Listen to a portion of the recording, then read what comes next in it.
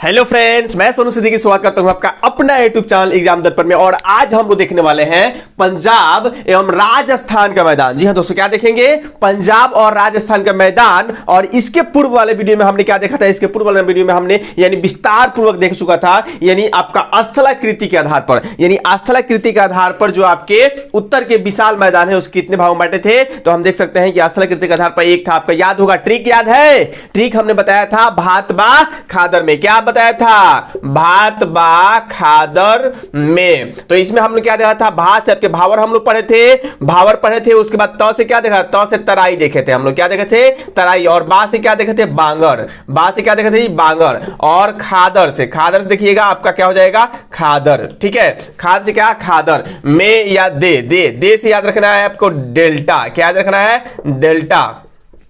Delta देखा था इसमें। यानी हमने क्या किया था कि बांगर को भी अनेक भागों में, यानी बांगर को हमने दो भागों में बांटा था। बांगर के दो प्रकार आपको हमने बताया था। उसमें एक आपका क्या था? एक था रेह।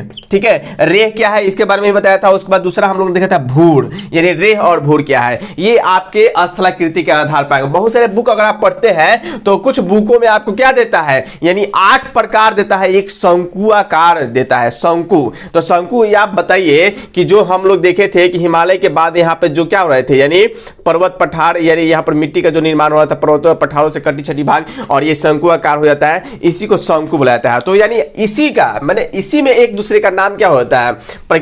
आकृति के आधार पर अलग हो जाता है। ठीक है, अब जैसे हमने देखा था कि बांगर और बांगर में अधिक सिंचाई कीजिएगा तो रे हो जाएगा। और उसके बाद बांगर मिट्टी के जो ऊपरी मृदा होती है, कोमल मृदा, वो अगर क्या होती है, यानी किसी अपर्दन के परिणाम स्वरूप स्थानांतरित हो जाती है तो उसमें कंकड़ीले भाग बच जाता है नीचे का क्षेत्र, तो उसे हम क्या कहते हैं? उसे भूड़ बोला जाता है। तो ये सब हम लोग देख लिए। ठीक है, आज हम देखेंगे इसमें यानी जो खास करके आपका प्रादेशिक वितरण के आधार पर जो है, यानी उत्तर के जो विशाल मैदान है उसको कितने भागों में बांटा गया है। जी हां दोस्तों, प्रादेशिक वितरण के आधार पर देखेंगे। और इसमें सबसे पहला आपका आता है, ऊपर से हम लोग देखेंगे तो आता है पंजाब या हरियाणा के मैदान। क्या होगा? पंजाब एवं हरियाणा का मैदान। तो पंजाब एवं हरियाणा का मैदान ये है, संपूर्ण रूप से ये आपका क्या कहलाता है? पंजाब एवं हरियाणा का मैदान बोल सकते हैं। अब इसकी विशेषता क्या है? सबसे पहले देखें कि इसकी उत्पत्ति किस प्रकार हो रही है पंजाब एवं हरियाणा का मैदान। तो सबसे पहले एक मैप हम लोग छोटा सा बनाएंगे यहाँ पर, क्योंकि उसमें तो हम लिख नहीं पाएंगे। तो यहाँ पे एक छोटा सा हम भारत क्या कर लेते हैं? मैप बना लेते हैं। ठीक है, मान लीजिए आपका क्या हो गया, ये आपका भारत का एक छोटा सा मैप हो गया। और यहां से हम लोग देखेंगे कि किस प्रकार से, यानी जो आपके क्या होते हैं, यानी पंजाब एवं हरियाणा के जो मैदान है इसका उत्पत्ति किस प्रकार से होती है, इसके बारे में हम यहां पे डिटेल्स रूप से करें। सबसे पहले एक देखेंगे कि नदी।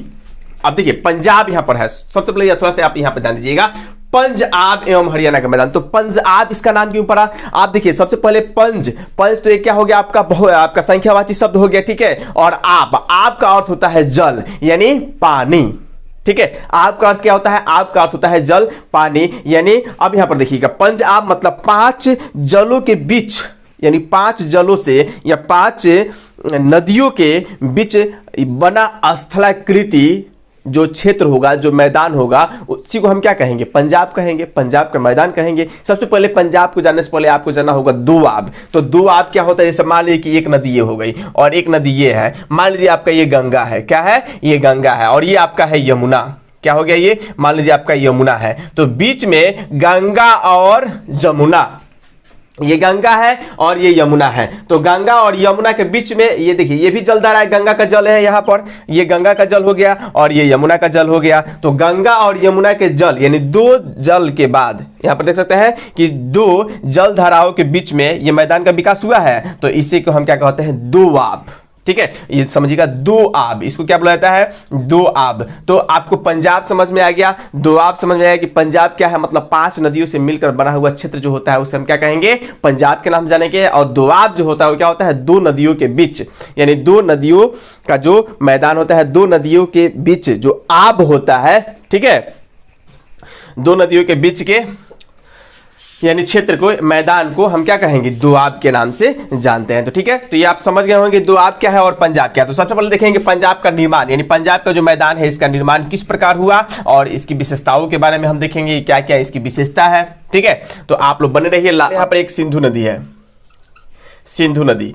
और ये सिंधु नदी आपका भारत में प्रवेश करती है, एक जगह है यहाँ पर दमचौक, ठीक है। और दमचौक से भारत में प्रवेश करने के बाद ये आती है आपका कहाँ पर, यहाँ पर एक बूंदी नामक गर्ज का निर्माण करती है। और ये पुनः यानी गर्ज का निर्माण करने के बाद ये आपकी आ जाती है कहाँ पर, अरब सागर में आकर गिर जाती है। कहाँ पर गिर जाती है, अरब सागर में आकर गिर जाती है। थोड़ा सा और भारत के मैप को बड़ा कर लीजिए यहाँ पर।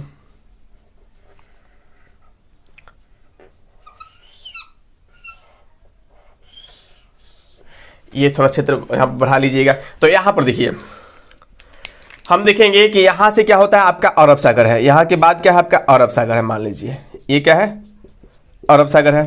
तो सिंधु नदी कहाँ से निकलेगी, सिंधु नदी निकलती है आपका बोखरचू, यानी कैलाश जो पर्वत है यहाँ पर बोखरचू है, एक जगह है बोखरचू, ठीक है। ये आपका तिब्बत से निकलती है, चीन या तिब्बत कुछ भी बोल सकते हैं। तो यहाँ से सिंधु नदी निकलती है और कुल इसकी लंबाई कितनी है, तो आपका याद रखिएगा 2880 के आसपास क्या है इसकी, यानी कुल लंबाई है।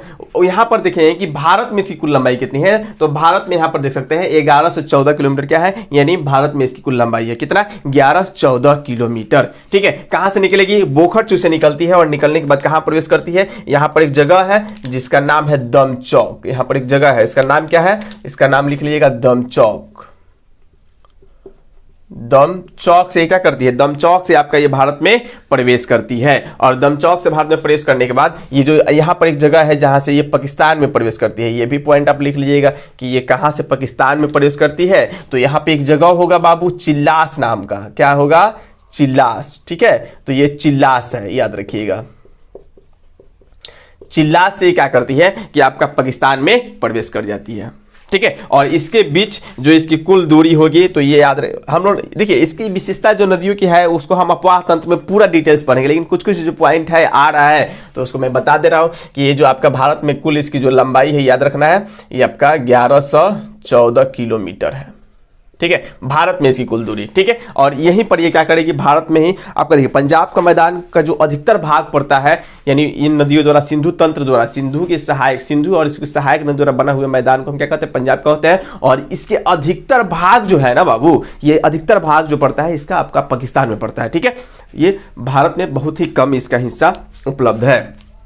तो यहाँ पर हम देखेंगे ये आपका हो गया आपका सिंधु नदी। और सिंधु नदी के बाद यहाँ से दो नदियाँ निकलती है, ठीक है। यहां से देखेंगे चंद्रा और भागा, चंद्रा और भागा दोनों संयुक्त रूप से आपका, चंद्रा और भागा दोनों संयुक्त रूप से तंडी में आकर मिल जाती है। कहां पर, तंडी में आकर मिल जाती है।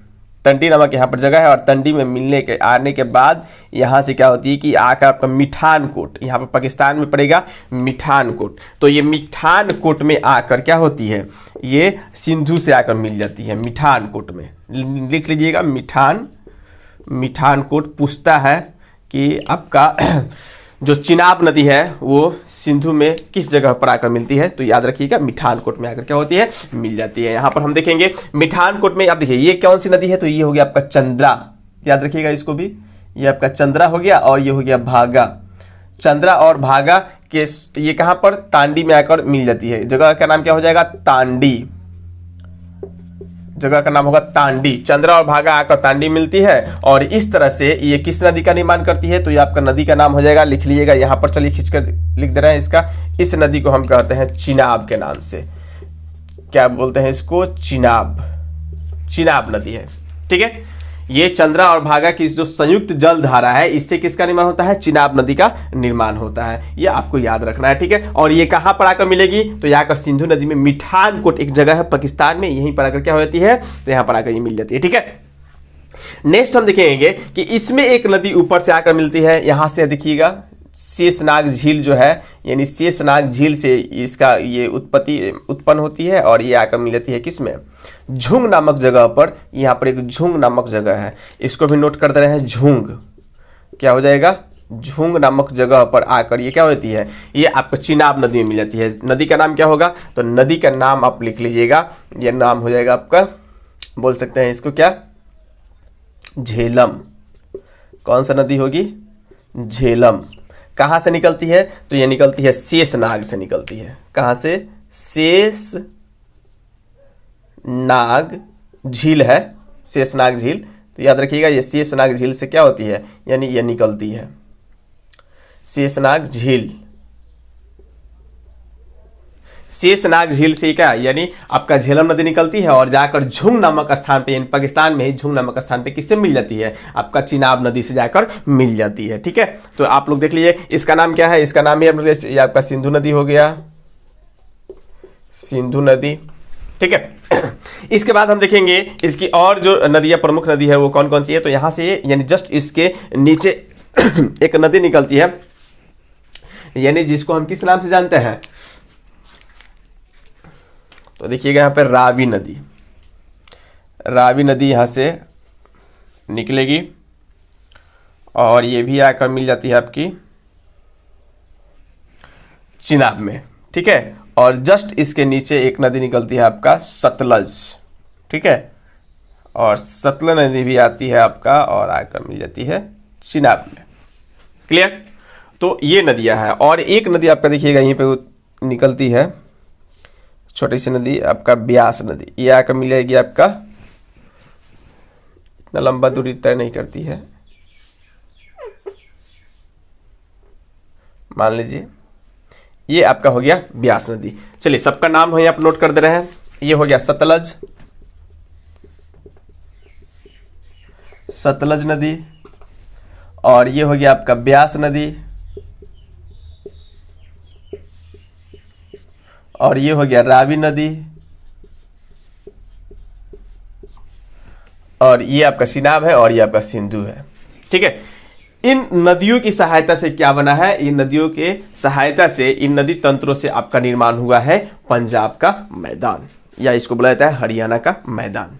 क्लियर, तो अब देखिए ये जो पंजाब का मैदान है इसमें कौन कौन सी नदी भाग ले रही है, एक तो आपका सिंधु है, दूसरा आपका झेलम है, झेलम के बाद ये चिनाब है, और चिनाब के बाद ये आपका रावी है, रावी के बाद ये आपका ब्यास हो जाएगी, ब्यास के बाद आपका सतलज नदी है। ये लगभग यानी 6 नदियां हैं जिसके द्वारा, यानी 5 नदियां हैं जिसके द्वारा क्या होता है, यानी जो आपके पंजाब का मैदान होता है इसका निर्माण हुआ है। अब कैसे निर्माण होगा, तो इन नदी, ये सभी नदियां कहाँ, लगभग आपके हिमालय से निकल रही है, और हिमालय से निकलने के परिणाम स्वरूप अपने साथ बहुत सारे क्या करेगी, निक्षेप, यानी अपने साथ यानी अपर्दन किए हुए जितने भी धूल कण, जितने भी क्या कंकड़ पत्थर और बड़े बड़ी जो उसके टुकड़े हैं ढो कर लाती है, और लाकर यानी पाकिस्तान वाले क्षेत्र में और पंजाब वाले क्षेत्र में क्या करती है, इसका निक्षेप करना शुरू की, और ये काफ़ी दिनों से चलता रहा, जिसके परिणाम स्वरूप आज हम क्या देखते हैं, यानी जो पंजाब का मैदान यहाँ पर अवस्थित है वो आज विकसित हुआ है।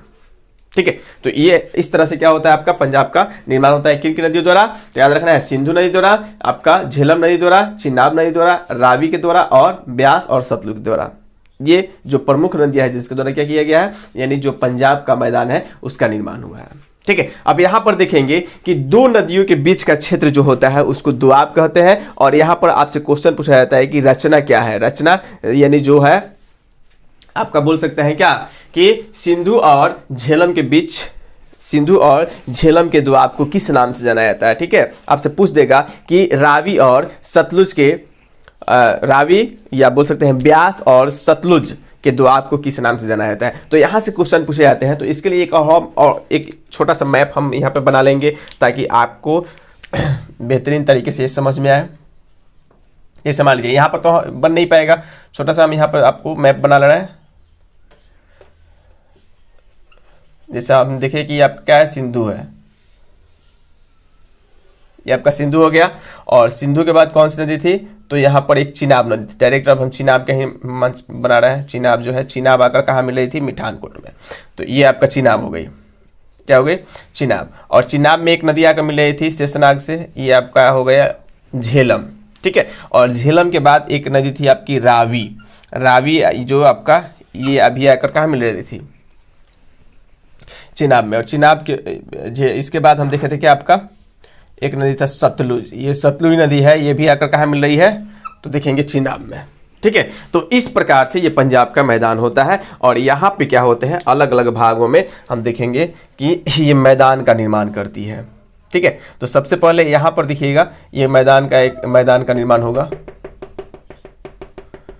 इसको थोड़ा सा आप मैपिंग कर लीजिएगा ताकि आपको बेहतरीन तरीके से ये समझ में आए, कोई किसी प्रकार का दिक्कत न हो।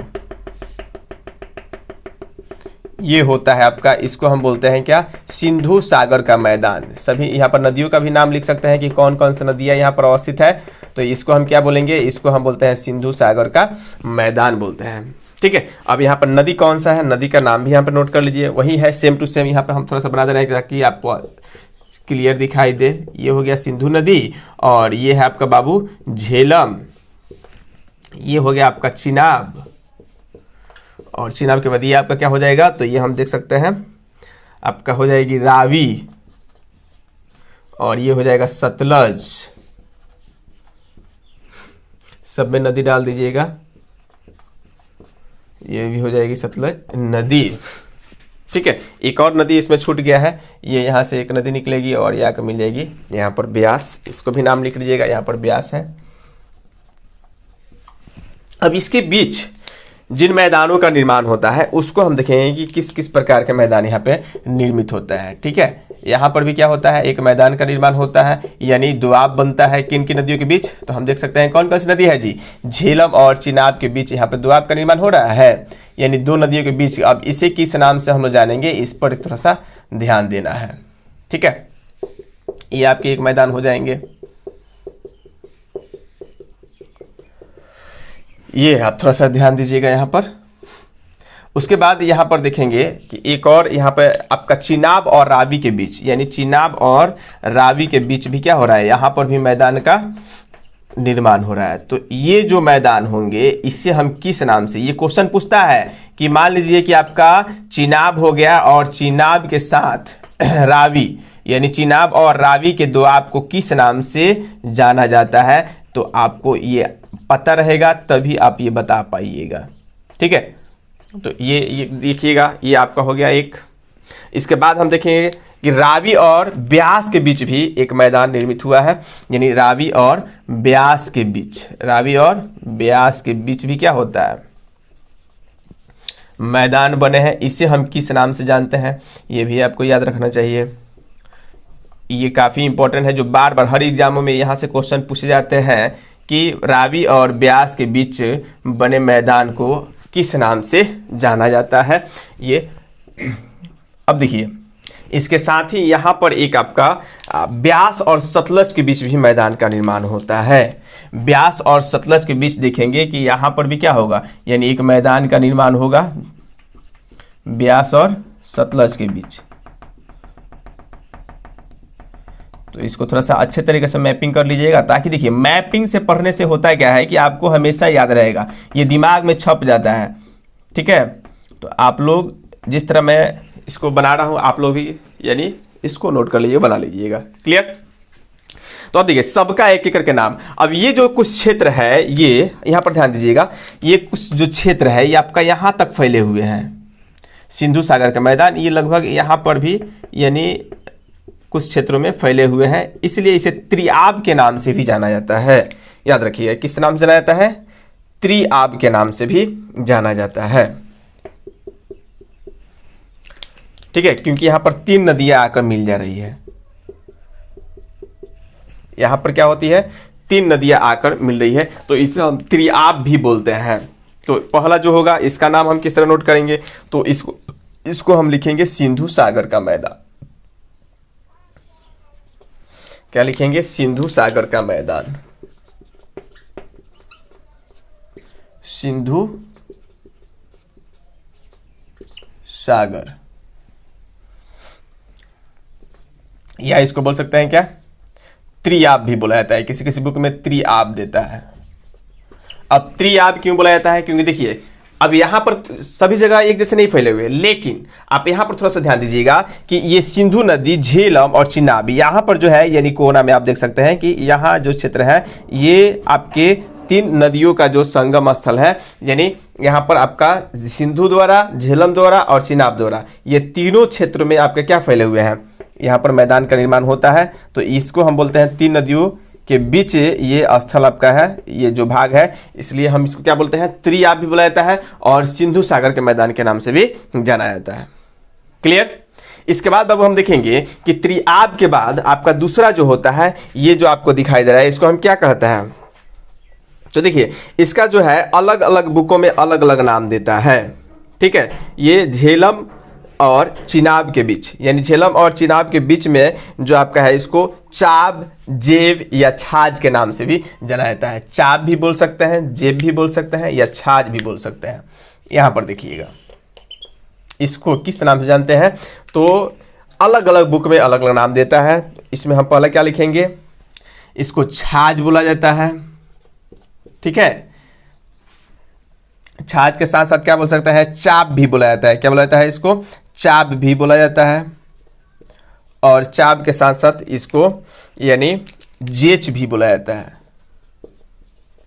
जेच भी बोला जाता है, ठीक है। ये याद रखना है, यानी 3 नामों से यह जाना जाता है। तो मान लीजिए हमें कुछ भी नहीं छोड़ना है, कुछ भी दे दे, छाछ दे दे, चाप दे दे, जेब दे दे, तो हम क्या बोलेंगे कि झेलम और चिनाब के बीच के दोआब को क्या बोला जाता है, छाछ या चाप या जेच बोला जाता है। क्लियर, ये आपका हो गया। उसके बाद हम देखेंगे जो आपका चिनाब नदी है, ये तो झेलम और चिनाब के बीच हो गया। उसके बाद चिनाब और रावी नदी के बीच में भी क्या हुआ है, यानी दोआब विकसित हुए हैं। तो रावी और चिनाब के बीच के दोआब को हम किस नाम से जानेंगे, तो इसको यहां पर खींच कर लाइए। तो ये क्या हो जाएगा, देखिए कि चिनाब और रावी के बीच, किसके बीच, चिनाब और रावी के बीच जो दोआब होता है, इसको हम रचना के नाम से जानते हैं। किस नाम से जानते हैं जी, तो रचना के नाम से जानते हैं। इसको बोला जाता है रचना, ठीक है। याद रखिएगा, चिनाब और रावी के बीच कहीं कहीं रेचना दे देता है, तो याद रखना है कि रचना रेचना जो भी हो, ठीक है। अलग अलग बुक में अलग नाम देता है, तो ये आपको याद रखना है रचना। क्या याद रखना है, रचना। अधिकतर बुक में रचना ही दिया हुआ है। तो चिनाब और रावी के बीच का जो दोआब होता है उसे हम किस नाम से जानेंगे, रचना के नाम से जानते हैं। और नेक्स्ट जो आपका आएगा बाबू, वो आपका रावी और ब्यास के बीच, किसके बीच, रावी और ब्यास के बीच जो मैदान आते हैं उसे हम किस नाम जानते हैं, तो इसे बारी या उत्तरी, चलिए इसको यहाँ पे लिख दे रहा है। अब देखिए रावी और ब्यास के बीच, रावी और ब्यास के बीच जो मैदान बनते हैं तो उसे हम किस नाम से जानेंगे, तो उसको बोला जाता है ऊपरी दोआब या बारी। ऊपरी दोआब भी बोला जाता है, ठीक है। ऊपरी दोआब भी बोला जाता है, या इसको क्या बोला जाता है, इसको बारी के नाम से भी जाना जाता है। याद रखिएगा, ऊपरी दोआब भी बोल सकते हैं या बारी भी बोल सकते हैं। ऊपरी दोआब या बारी के नाम से जाना जाता है। नेक्स्ट जो आपका है ब्यास और सतलज के बीच, तो यहां पर देखिए ब्यास और सतलज के बीच जो मैदान निर्मित हुए हैं इसको हम किस नाम से जानेंगे, तो ब्यास और सतलज के बीच जो मैदान बना है इसको हम किस नाम से जानते हैं, तो इसे हम कहते हैं बिस्ट। क्या बोलते हैं जी, बिस्ट के नाम से जानते हैं, बिस्ट दोआब। क्लियर, तो उम्मीद करते हैं आपको ये पूरा समझ में आ गया होगा, इसमें किसी तरह कोई दिक्कत नहीं हुई होगी। अब देखिए इसमें लिखना किस तरह, जैसे मान लिया क्वेश्चन जो है ये किस तरह बनेगा कि सिंधु और झेलम के बीच के दोआब को किस नाम से जानते हैं, तो सिंधु सागर का मैदान या सिंधु सागर दोआब या इसे त्रियाब के नाम से भी जाना चाहिए, आपको याद रखना है। दूसरा हम देखेंगे आपका कि चिनाब और झेलम के बीच के दोआब को किस नाम जानते हैं, चिनाब और झेलम, झेलम और चिनाब के बीच के दोआब को किस नाम, तो छाछ याद रखिए, चाब याद रखिए, जेच याद रखिए, ठीक है। कुछ भी हो सकता है, ये तीनों में से कोई भी याद रखिएगा। उसके बाद देखिए चिनाब और रावी के बीच, तो चिनाब नदी है और ये रावी नदी है, तो चिनाब और रावी के बीच आपका किस चीज का निर्माण हुआ है जी, तो चिनाब और रावी के बीच देखेंगे रचना। चिनाब और रावी के बीच के दोआब को किस नाम से जानते हैं, तो चिनाब और रावी के बीच के दोआब को रचना के नाम से जानते हैं, ये आपको याद रखना है, ठीक है। नेक्स्ट हम देख रहे हैं कि आपका एक रावी है और दूसरा ब्यास है। ये कौन सी नदी है, ब्यास नदी, ये रावी नदी और ब्यास। तो रावी और ब्यास के बीच भी क्या हुआ है, दोआब विकसित हुआ है, और इस दोआब को हम लोग ऊपरी दोआब या बारी दोआब के नाम से जानते हैं। क्लियर। नेक्स्ट हम देखेंगे आपका कि ब्यास और दूसरे नदी है आपका सतलज, ठीक है। तो ब्यास और सतलज नदी के बीच के जो ये क्या हुआ है, दोआब विकसित हुए हैं, इसे हम बिस्ट दोआब के नाम से जानते हैं। तो यहां से क्वेश्चन आते हैं कि बिस्ट जो है, बिस्ट का निर्माण किन नदियों द्वारा किया जाता है, या बिस्ट दोआब का निर्माण किन नदियों द्वारा याद किया जाता है। आपको याद रखना है ब्यास और सतलज नदी के बीच के दोआब को क्या कहते हैं, बिस्ट कहते हैं, ठीक है। तो ये क्वेश्चन में हो सकता है, तो एक बार आप लोग इसका स्क्रीनशॉट ले लीजिए ताकि हम आगे बढ़े। एक बार आप लोग इसका स्क्रीनशॉट ले लीजिए। क्लियर, जल्दी स्क्रीनशॉट लीजिए।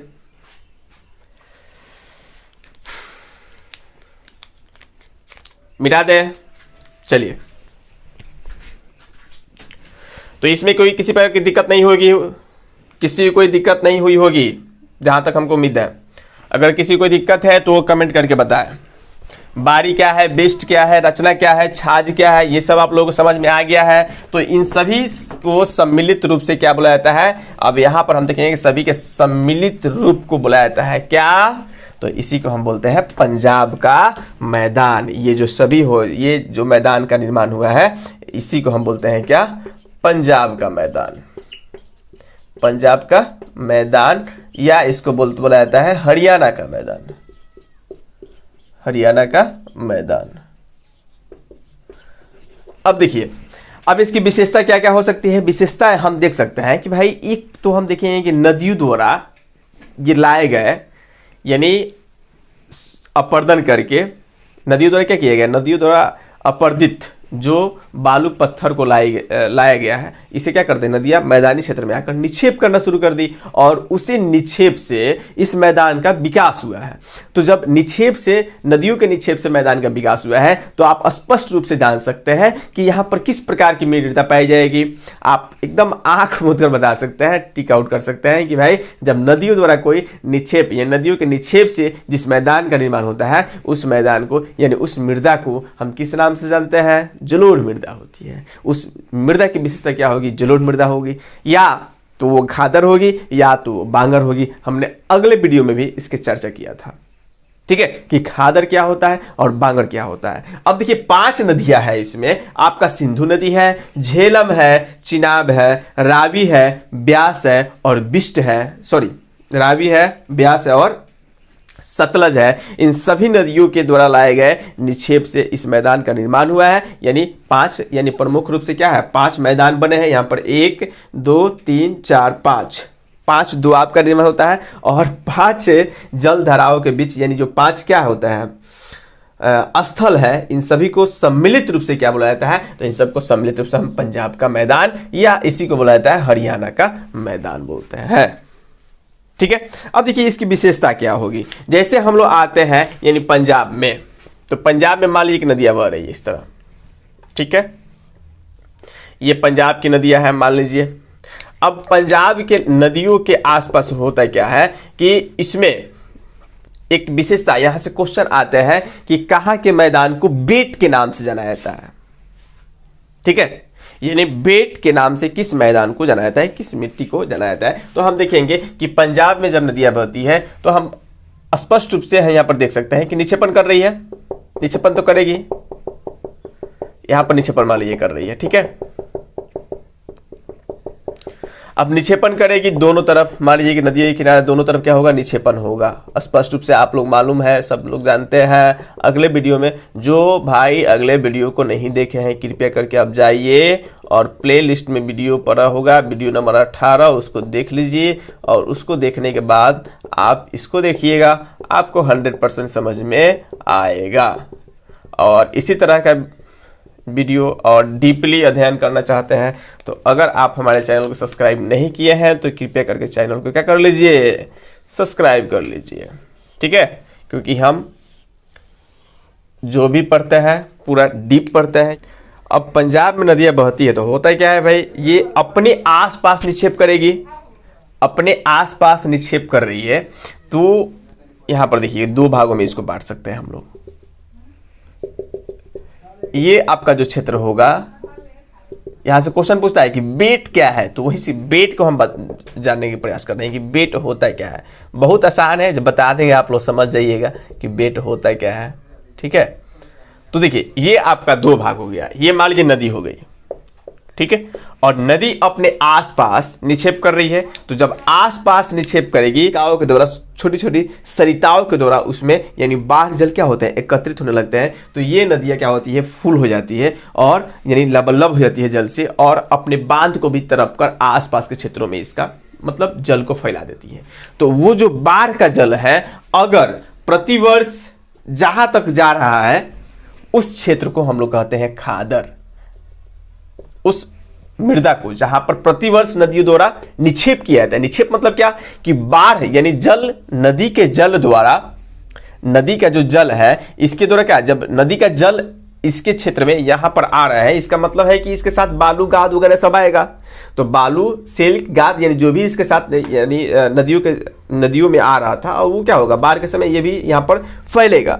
तो यहाँ पर यानी मृदा में परिवर्तन होती रहेगी, और ये कहलाते हैं आपके खादर। और वैसा क्षेत्र जहाँ पर क्या होता है कि प्रतिवर्ष नदियों का बाढ़, यानी एक समय था, पुराना एक समय था जहां पर यानी नदियां क्या करती थी, यहां पर यानी नदियों का जो बाढ़ का जल था वो पहले आता था, लेकिन अब नहीं आ रहा है। इस क्षेत्र को हम लोग कहते हैं बांगर।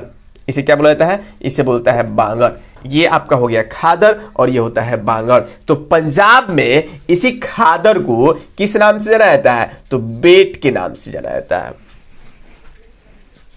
बहुत आसान है। बेट क्या है, तो ये बहुत बार यानी आपका बीपीएससी का एग्जाम हो गया, और जो भी स्टेट लेवल के एग्जाम होते हैं, बड़े एग्जाम, वहां से पूछता है कि बेट क्या है। तो पंजाब में यानी खादर जो मिट्टी होती है उसी को किस नाम से जाना जाता है, तो उसे बेट के नाम से जाना जाता है। ठीक है, अभी आप देख रहे हो कि भाई ट्रिक हम यहाँ पर लिखे हुए हैं और इसको बता क्यों नहीं रहा है।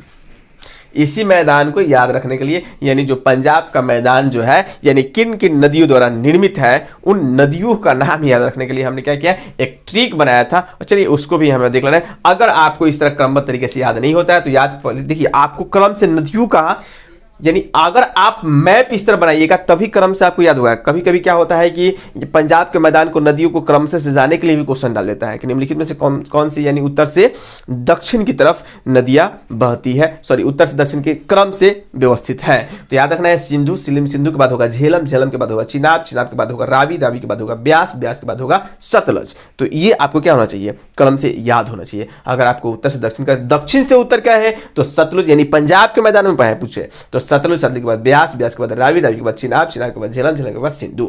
और यहां से अब अगर क्रम याद रहेगा तो एकदम आंख मूंद के बोलिएगा कि सिंधु और झेलम के बीच जो दोआब बनता है उसको सिंधु सागर मैदान बोलते हैं, या सिंधु सागर का दोआब या त्रियाब बोला जाता है। ठीक है, त्रियाब का निर्माण कैसे होता है, तो सिंधु, झेलम और चिनाब के बीच होता है। सिंधु, झेलम, चिनाब, देखिए सिंधु, झेलम और चिनाब, सिंधु, झेलम और चिनाब के बीच क्या होता है, त्रियाब बनता है या सिंधु सागर का मैदान होता है। तो ये भी सही है, गलत नहीं है। और ये भी सही है आपका कि सिंधु सागर यानी झेलम और सिंधु के बीच यानी सिंधु सागर का दोआब बनता है। ठीक है, झेलम और चिनाब के बीच कौन सा दोआब बन रहा है, तो छाछ या चाव या जेच नाम दोआब का निर्माण हो रहा है। ठीक है, याद रखना है, चिनाब और रावी के बीच जो दोआब बनेगा उसे रचना के नाम से हम जानेंगे। ठीक है, और रावी और ब्यास के बीच जो दोआब बनेगा उसको ऊपरी दोआब या बाड़ी के नाम से जाना जाता है। उसी प्रकार आपका ब्यास और बिष्ट के नाम से जो दोआब बनेगा उसे हम क्या, ब्यास और सतलज नदी के बीच जो दोआब का निर्माण होता है उसे बिष्ट नाम से जानते हैं। ठीक है,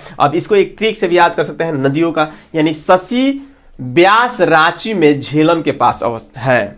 शशि एक ब्यास है, कौन है, गाना गाने वाला ब्यास, जो गाना नहीं गाता है, पढ़ाई होता माई नाम लिखवा दे। ठीक है, एक गाना है, सुनिए, रहने दीजिए, यहां पर आइए। यानी शशि ब्यास रांची में झेलम के पास अवस्थित है। अब शशि ब्यास कैसा ब्यास है, गाना गाने वाला ब्यास। कैसे ब्यास है, गाना गाने वाला ब्यास है, काफी नामियर है। और ये इसका रहने स्थान कहाँ है, तो ये रांची में रहता है। कहाँ रहता है, रांची में। किस नदी के पास, तो झेलम के पास इसका घर है। बस मान लीजिए साटा बैना करना होगा तो आप उसके पास जाइएगा ना, ब्यास से घर तो जानना पड़ेगा ना कि भाई कहाँ है उसका घर। ठीक है, तो उसी को आपको याद रखिएगा। एक ब्यास है जिसका नाम था शशि, और उस ब्यास का घर का है तो रांची में झेलम के पास अवस्थित है। तो याद किस तरह हो जाएगा कि शशि ब्यास रांची में झेलम के पास है। शशि ब्यास का घर जो है कहां पर है, यानी रांची में झेलम के पास अवस्थित है। तो आप देखिएगा स है, यहां पर स है तो स से क्या हो जाएगा, स से हम देख सकते हैं क्या हो जाएगा, एक स से हो जाएगा आपका सतलज। स से क्या हो जाएगा, सतलज। अब यहां पर देखिए सी है, दूसरा क्या है, सी है, तो सी से क्या बोल सकते हैं, सिंधु। सी से सिंधु। अब ब्यास से क्या होगा, ब्यास से ब्यासे हो जाएगा। अब बताइए रांची है, यहां पर देखिए रांची है तो रांची से क्या हो जाएगा, रांची, यहां पर ला दीजिए इसको, रावी हो जाएगा। ची है, ची से हो जाएगा चिनाब। अब यहाँ पर देखिए झेलम, तो झेलम से यहाँ पर आपका झेलम से क्या होगा, झेलम ही होगा। अब में साइलेंट रखिए, के पास साइलेंट रहेगा। ठीक है, तो ये जो नदियां हैं ये क्या करती है, पंजाब के मैदान का निर्माण करती है। कौन कौन, सतलज, सिंधु, ब्यास, रावी, चिनाब और झेलम। ये आपके यानी पंजाब के निर्माण मैदान जो होते हैं इसका ये निर्माण करती है। विशेषकर याद एक क्या रखना है आपको, याद रखना है शशि ब्यास रांची में झेलम के पास है। कौन सा ब्यास, शशि ब्यास रांची में झेलम के पास अवस्थित है। इसलिए मैं बार बार कहता हूं कि आप लोग पढ़ाई पे ध्यान दीजिए। ठीक है, मान लीजिए कि आप जितना टाइम मोबाइल के पर टाइम देते हैं, जितना टाइम आप खेल कूद पर टाइम देते हैं, हमको उम्मीद नहीं है कि आप उतना टाइम पढ़ाई पर देते होंगे। अगर जो व्यक्ति लगभग डेली 8 से 10 घंटा पढ़ाई पे पूरा फोकस करे तो उसको सफलता मिलना कोई बड़ी बात नहीं है, वो एकदम सफल होगा, फिक्स है, कभी ना कभी उसको सफलता मिलेगी। ज़्यादा नहीं, बस आपको 4 घंटा डेली, अगर 4 घंटा भी आप रेगुलर पढ़ाई कर रहे हैं तो आपको रोकने वाला कोई नहीं है, आपको सफलता मिलेगी, 100% मिलेगी। ठीक है, लेकिन हाँ डेली होना चाहिए। ठीक है, नहीं तो फिर वही हाल होगा, जाकर दिल्ली में हमारी ढोए पड़ी। मतलब यह था ना, हाँ इस पर एक गाना हम लिखे थे, याद आ गया। 6 क्लास में थे तो ये गाना हम लिखे थे, बच्चे थे उस समय, ज़्यादा दिमाग तो था नहीं, लेकिन उस समय एक गाना हम लिखे थे, एक मेरा पुस्तक था शहीदों की यादें, उसमें हमने लिखा था, हाँ भाई हो जे करी ना पढ़ाई, डंटा लेके बकरी चराई, मिली ना वो के कौनो काम हो। बस समझ रहा है ना क्या कह रहा है, भाई हो जे करी ना पढ़ाई, डंटा लेके बकरी चराई, मिली ना के कवनो काम हो। आ ना पढ़ब त जाके दिल्ली ढो माटी भाई, समय पर ना खाना मिली पैसो ना भेटाई। ना पढ़ब त जाके दिल्ली ढो माटी भाई, समय पर ना खाना मिली पैसो ना भेटाई। ऐसे त कहे सोनू कल तू पढ़ाई, एही से त कहे सोनू कल तू पढ़ाई। आ पढ़ ले बाबे सबे कुछ हमर भाई, भाई हो जे करी ना पढ़ाई, डंटा लेके बकरी चराई, मिली ना के कवनो काम हो। तो देख लो तालो क्या करे के बा, बकरी चराना है, मैंने गाय भैंस माल जाल ये चरावे के बा, ये सब काम करना है, दिल्ली में जाके माटी ढोना है कि एगो बढ़िया सरकारी नौकरी करके लाइफ टाइम खुश रहना है। ठीक है, ये आपके हाथ में बाबू। अगर आप अभी संभल गए तो आप लाइफ टाइम खुश रहिएगा, अगर आप अभी भी नहीं संभले तो फिर आपको मतलब आपके दुख तकलीफ आपकी मुसीबत को कोई बांटने वाला कोई दूसरा नहीं, कोई नहीं हो सकता है।